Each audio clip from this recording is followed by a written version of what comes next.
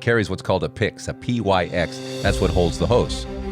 Okay, and I bring communion to them on Sundays. And when I arrive, I open it up, and there's nothing in the pyx. So I said, oh my God, what am I going to do here now? And there's nothing there. He opens it up a second time.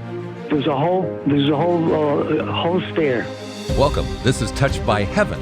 Everyday encounters with God. Those moments when heaven and earth collide. And we see God. We see His hand reaching out to us, attempting to get our attention. I am your host, Trapper Jack. What am I doing without a belt on? Didn't I left the house without a belt? This is last Sunday. I'm sitting there at Mass, and I got my suit jacket on, I got my dress shirt, got my slacks, I got no belt. And in these moments, I'm always having these conversations with God, and I just say, do you have something to do with this? And I get back, what's your belt? Is this Jeopardy? Do I need to make my answer in the form of a question? What's to hold my pants up? No? I suddenly flash on the fact of what Paul said. I was just reading recently about, when we put on the armor of God, what are we putting on? The helmet of salvation, the sword of the word, and the belt of truth.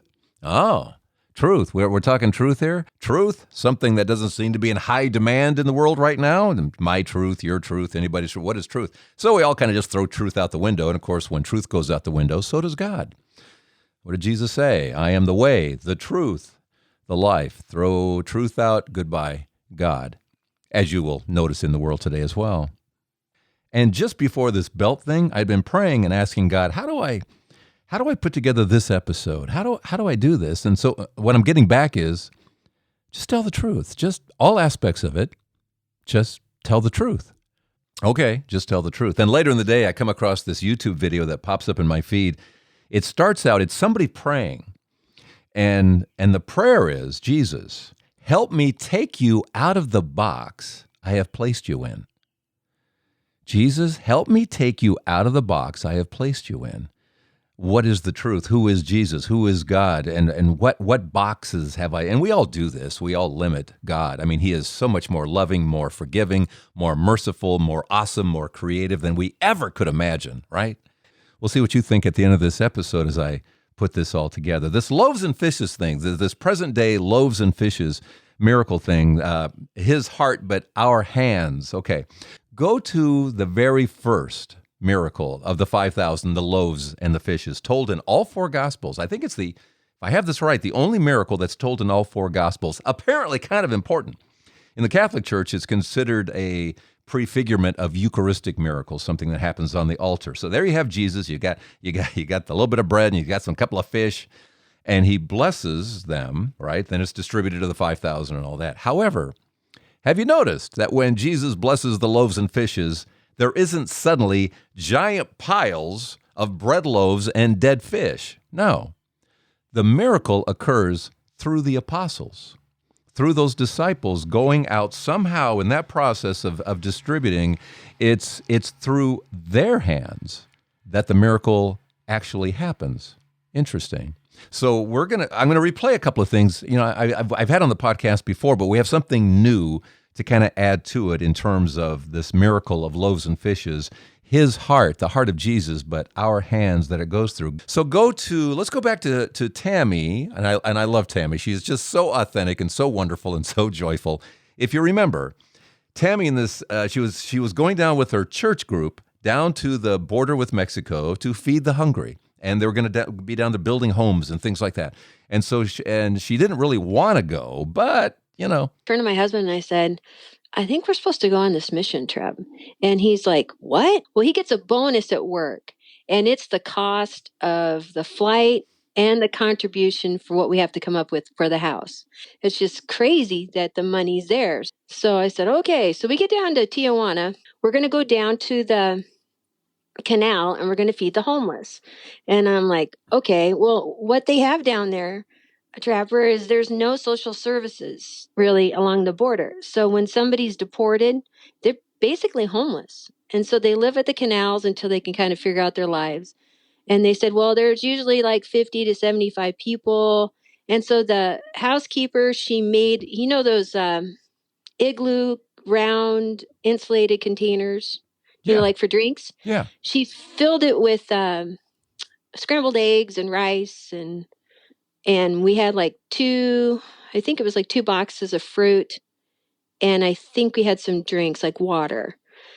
And we go down to the border at the canal, and there wasn't 75 people. There was like over 200 people, and they were just stretched out forever. And I just turned to the person. I'm like, we're going to run out of food. And she's like, yeah, but we'll just serve until everybody gets, till we run out. And they had hired, this is going to sound crazy. They had hired a gang member, an ex-gang member that got saved. His name was Amar, I think, to guard us. I know this is going to sound crazy. Wait, you've got only in America or just over the border. Yeah. So he's your his your name protection. Is Omar. His name is Omar. So they had the gang member standing next to me, and he's kind of watching the crowd.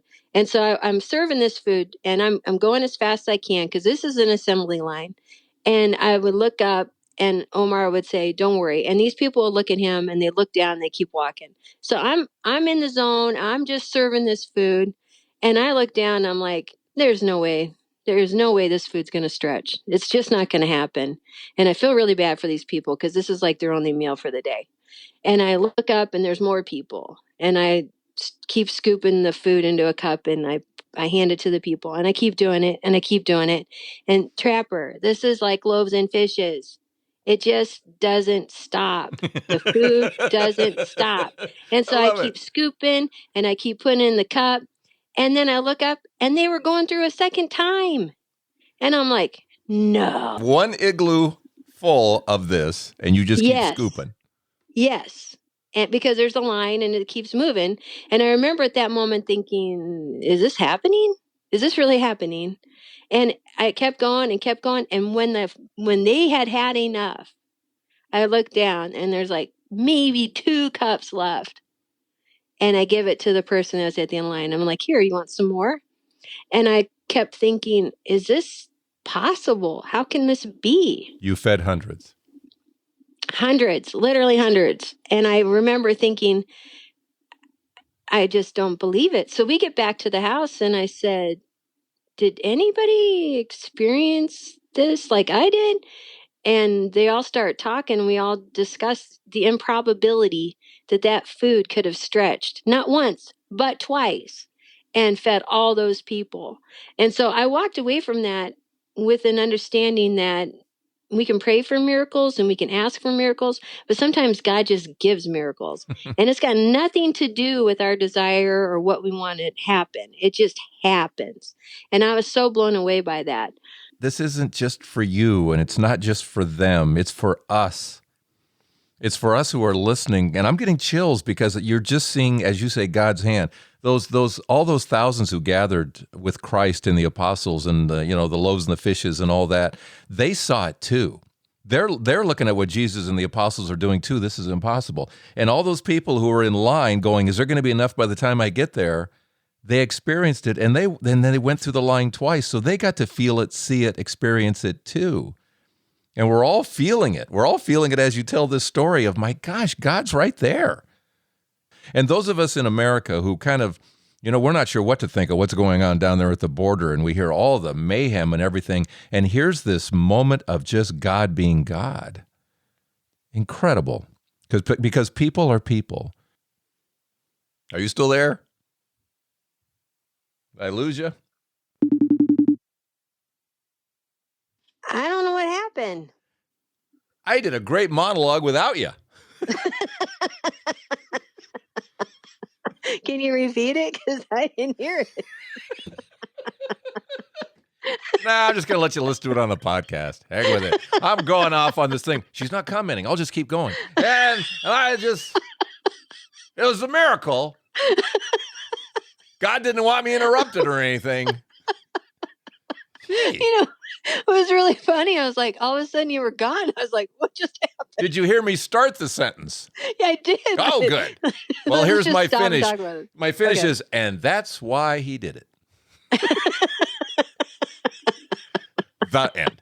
Well, just to sum it up a little bit, is just God being God. He wanted all of us to experience this loaves and fishes story, didn't he? Yeah, I think so. And you know what's really interesting about it is that I had been in charismatic Pentecostal circles, but I think in the back of my mind, I didn't really honestly believe in miracles. I know that sounds crazy, but I just didn't really experience them, so I didn't really think that they were there. Here's the deal, and I go back to this again.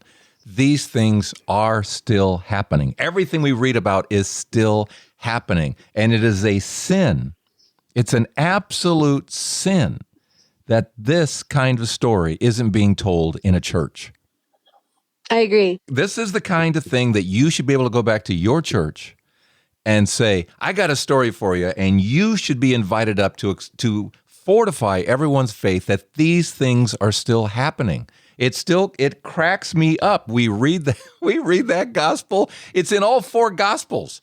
That story is in all four gospels. So apparently it's kind of important. But when it comes to it actually happening now, I don't know, Tammy. We'll try to get to that sometime. You know what I mean? Yeah, I do. It's crazy. It's crazy. I do. I think maybe people think it's not true. I don't really understand. Of course they it. think it's not true because it's I just don't it's a know. fairy tale story from 2,000 years ago. They're making that stuff up. You know, if Omar wasn't standing there and my husband wasn't serving with me, I could see how people could say it was not real, Sure. but I had witnesses.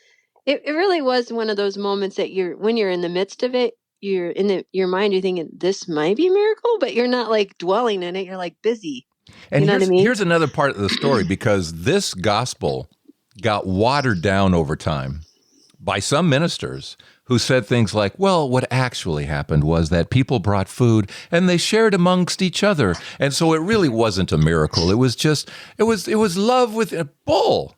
No, Yeah, there actually was a agree. multiplication of the loaves and fishes, or in this case, the rice and the, what else? Eggs. The famous Rice and multiplication of the rice and eggs.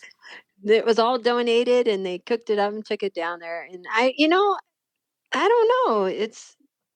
Yeah, maybe other people have experienced this when they have a miracle, but you're not standing around and with the clouds part and rays coming down and going, oh, you're just like, gonna serve this food and I'm just gonna keep going. And something's happening, but you're just like, I'm just gonna keep serving this food. And then afterwards it hits you. I've talked to God about this, because I do criticize him now and then. God, when you do these kinds of things, could you please provide music? Because in the movies, you get the music, Yes. you get that Yes. moment where, as you said, and you go, Yeah. oh, something big's happening. Must be a Yeah. miracle. Yeah, But in that real must be life, what's it's just, I'm scooping. I just keep scooping. Yes, I keep scooping and I keep thinking they're going to be so mad when we run out.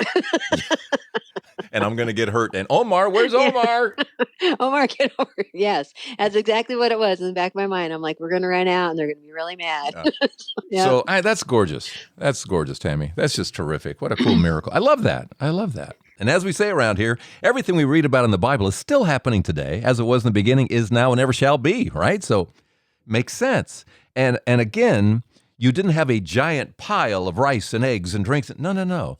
Through their hands, through Tammy's hands and those she was working with, through their hands in the moment is when the miracle was happening, just like with the apostles. Keep an eye on that.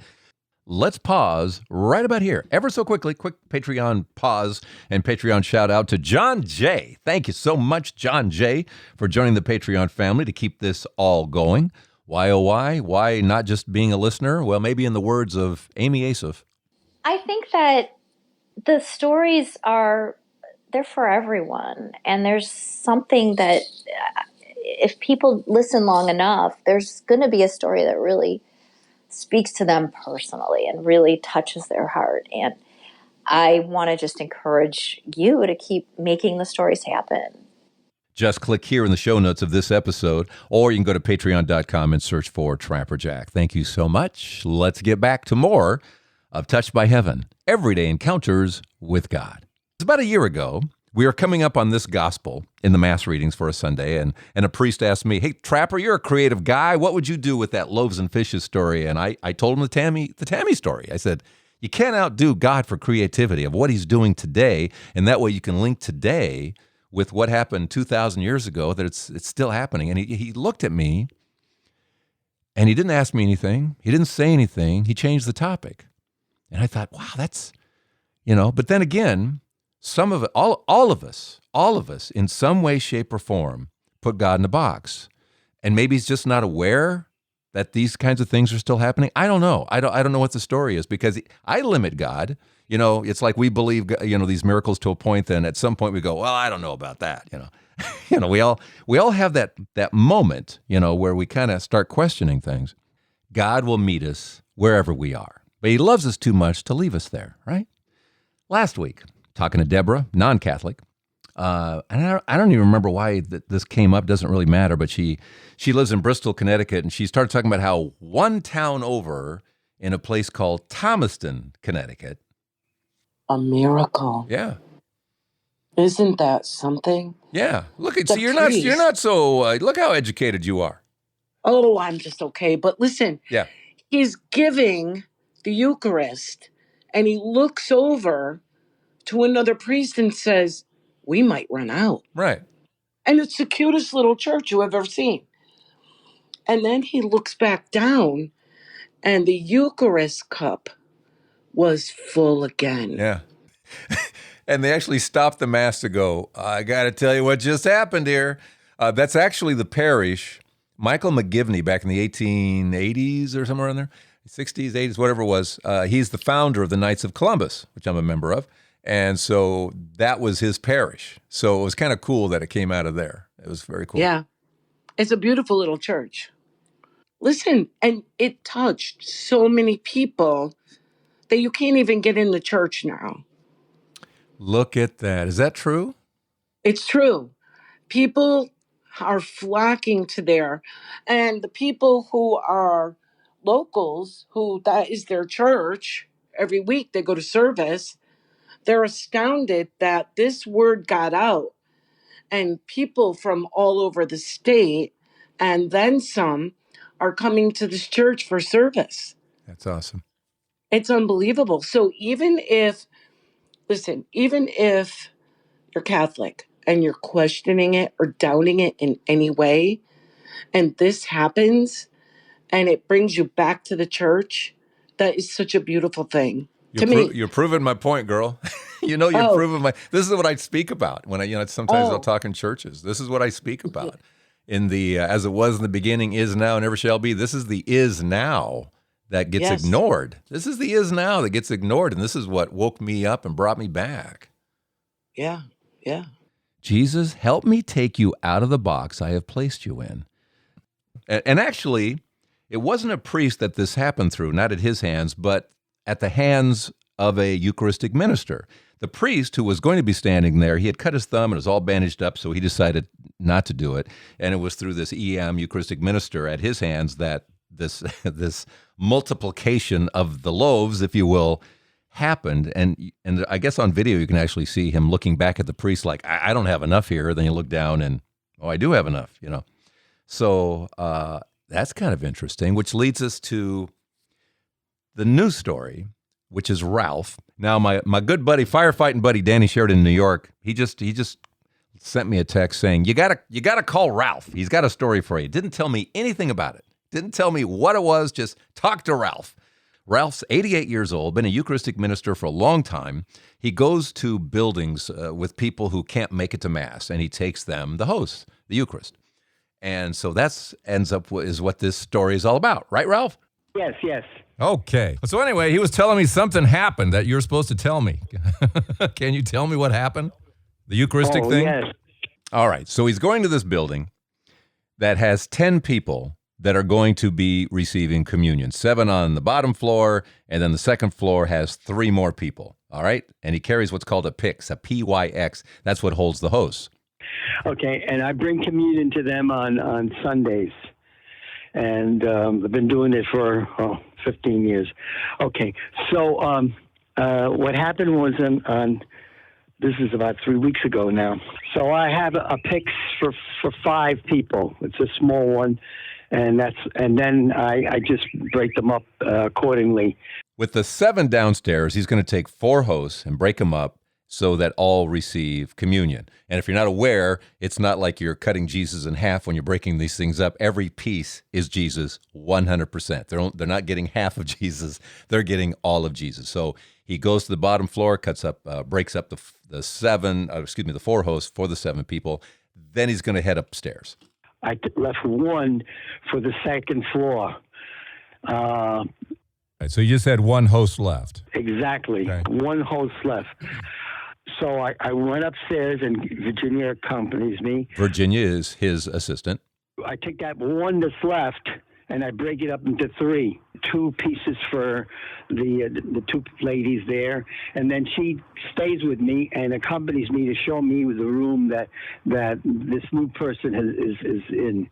And so I go there, and when I arrive, I open it up, and there's nothing in the pics. Now, there should be a third of a host in there. He was with the previous people. He had one host. He broke it into 3 pieces, and he gave 2 to the 2 ladies there, goes down to this new person. There should be he left a third in the pics. What happened? The third piece is missing. So I said, she's back here, and she wants to have communion. So I said, oh, my God, what am I going to do here now? And maybe I left a piece somewhere. And I said, could you go back and check? She went to the last room where we were, same floor. She went to the room where the 2 ladies were. Yeah. She goes back with the empty pics, and there's nothing there. And looked around. Yeah. She found nothing. No. And she returns. Okay, so she's walking back, this assistant, Virginia. She's walking back with the pics. She couldn't find the third of the host. She's got an empty pics. But while she's walking back, she hears a rattling in the pics. When she came back, and she said, as I'm walking back, I could hear it, shaking in the pics.